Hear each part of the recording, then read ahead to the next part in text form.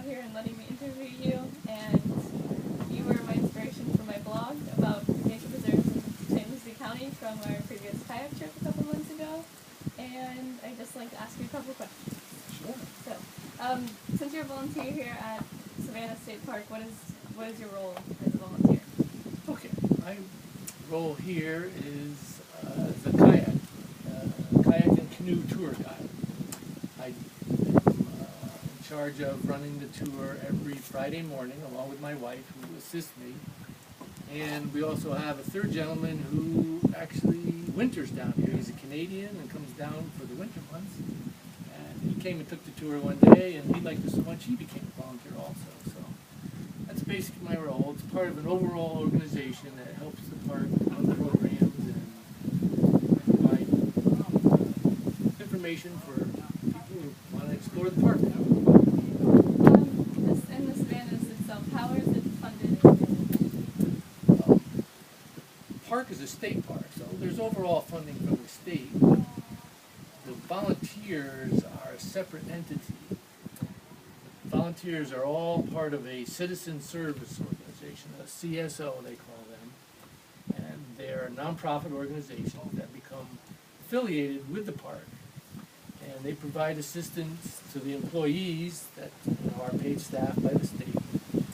But this park only has 6 paid employees, and it's over 10,000 acres, so they need help from the community to run the programs and make it interesting for people to come visit. Is there a lot of community involvement from the state park? There definitely is. There's over 200 people that are part of this CSO. And they do various jobs around the park. Some people only do administrative duties and help with the office, answer the phones, help with educational programs.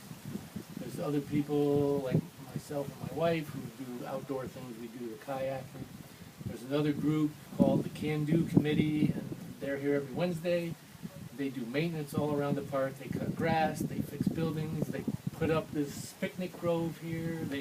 They're handy with tools, and they do lots of things around the park to make it better for the public.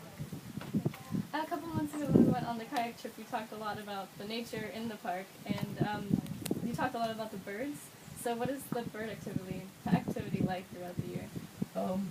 It's very cyclical. Right now, it is nesting time. So if you went on a tour this time of year, we would take you out by our rookery, which is about half a mile northeast of here. And there are going to be birds out there that have built their nests and have laid their eggs, and they're sitting on the eggs right now. My most recent tour last Friday, we saw the birds on the nest, and no babies have appeared yet. But so right now, it's nesting time. Pretty soon, babies will be born. And once they're born, it's pretty busy out there. The parents are going and getting food for the babies. And they'll stay there till they fledge, till they learn to fly, and then they'll take off. Okay. And a recent topic that's been talked about a lot is All Aboard Florida. So could you tell us more about that? Yeah. Savannas Preserve State Park will be directly affected by All Aboard Florida.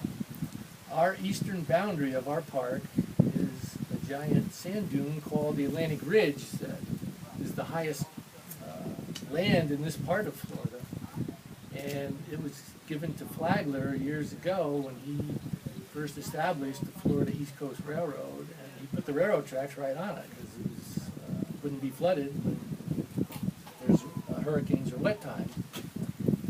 And that's where the new track is going to go, right alongside the existing track. So that will mean that currently there's probably 4 freight trains a day that come through. If they establish All Aboard Florida, there's going to be 32 additional trains every day that are going to be coming through here. They're going to be the high-speed passenger trains. So that's 16 going from Miami to Orlando and 16 coming from Orlando back to Miami.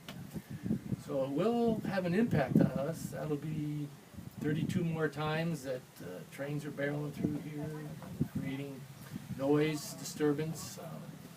there's an area right near the railroad tracks that is the home to the Florida scrub jay, our endangered bird that resides in the park. And that'll be going back and forth by them, 32 times a day. So we're concerned. We're not sure that it's the best route. I read a little bit about it, and I've heard that there is another alternate train track that they could use that already exists, but it's inland, and for some reason they don't want to use it. I'm not exactly sure, but we are concerned about all aboard Florida coming through our park. And an ongoing controversy is about how Patioki Preserve, which is part of the Savannas State Park, having to do with the drainage of it and destroying the preserve itself. So, yeah, more about that also. Yeah, that's true. This has been a bridge that's been planned for many, many years. And, there were initially 6 routes that were proposed, and after a lot of study by different groups, they determined that the route that they want to use is the one that's going to go through Patioki. It's hard to say it's okay to use land that they set aside for preservation, but you have to weigh it against the need for this bridge. If you've lived in Port St. Lucie, you try to get out of onto Port St. Lucie Boulevard in the mornings, you can see you could wait 5 or 6 cycles of a traffic light because of the volume of cars that are going that way. So this bridge will alleviate that. It will give motorists an alternate route to get to US 1, which is where most people are heading. So it's a delicate balance, progress versus land we preserve. Part of the plan, there is mitigation. The state will, in compensation for taking over this preserved land, they will give us alternate land nearby, which they will develop for us. They'll put a dock on the river, the Port St. Lucie River, the St. Lucie River is right there. Put a new dock in and give us land there that will compensate for the land they're going to take to put the bridge on. And they're also going to mitigate by giving the park $2 million to spend on an expansion of our education center, which we are happy for. And it's a balancing act, balancing the greater good for the public versus preserving land.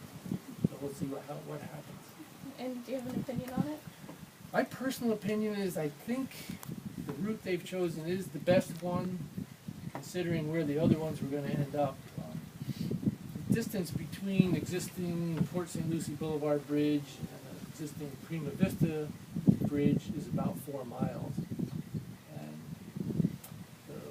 where they want to put the bridge on Patioki is going to be right about in the middle, about 2 miles in between the two of them, so that seems to me to be the best spot. The other ones are going to be so close to the existing bridges that there really wasn't going to be a lot of benefit, to my mind, so I actually am in favor of where they are planning to put the bridge. We'll see if it happens. And lastly, you and your wife have dedicated over the years so much time to the state park, and what makes you keep coming back? Number one is just the beauty of the park. We moved down from New York State in 2007 and came on a tour as tourists and just fell in love with the park and kayaking here. So number one, it's just being out and enjoying the beauty. But number two, it's giving back. We are both retired now, and we just feel we have the time to give to the park, and it's just good. The more people that can come here and get exposed to the beauty of it and learn of it, we're just happy to do it. It's just part of being a good citizen of the world. That's all we're trying to do. We're happy to do it, and we love it. Okay, thank you Okay. for being here. You're quite welcome.